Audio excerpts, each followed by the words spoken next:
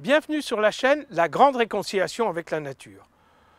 Pour protéger la biodiversité, on sait que l'agroécologie est tout à fait efficace. Toutefois, ce n'est pas son seul bénéfice. L'agriculture de conservation des sols, par exemple, pourrait aider à favoriser l'arrivée de femmes à la tête des exploitations agricoles. Florence Richard nous dit pourquoi.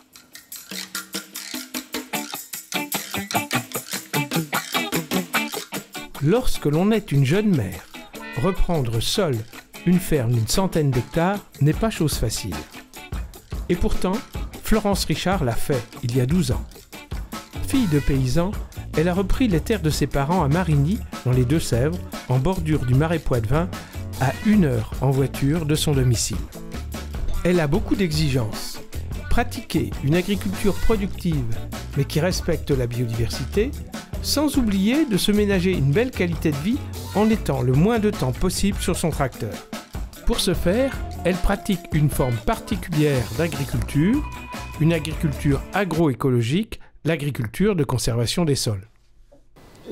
Pour moi, l'agriculture de conservation des sols apporte une meilleure, aussi bonne, mais une meilleure aussi qualité de vie. Parce que en fait, quand je vois mes voisins qui sont toujours dans les champs sur leur tracteur, et bien moi, je passe mon temps plutôt à aller voir mes cultures pour me rendre compte donc, de l'état de mes cultures, de l'avancement et de voir la biodiversité aussi. C'est agréable de voir tout ce changement donc, au fil des semaines et donc les auxiliaires arriver en fonction des saisons aussi. Je vois juste du travail en moins. C'était aussi une des raisons aussi pour laquelle je me suis lancée dans l'agriculture de conservation des sols, c'était l'allègement du temps de travail. J'avais des enfants en bas âge et à l'époque, on n'avait pas de garderie, donc il fallait concilier travail et vie familiale. Et donc c'est aussi un petit peu pour ça que je m'étais... ça faisait une motivation supplémentaire.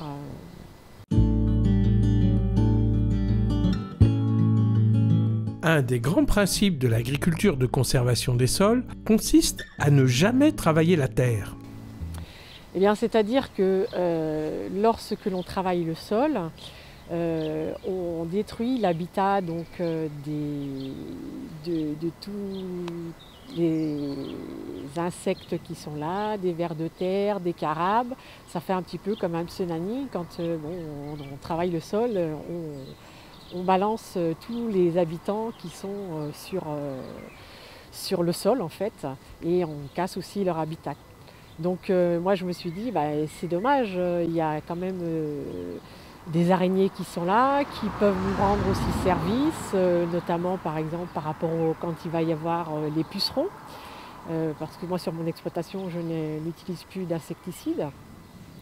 Donc c'est les jobs des araignées avec leurs toiles et puis des carabes qui sont là, présents, pour intervenir quand il y a d'autres des espèces indésirables pour mes cultures en fait.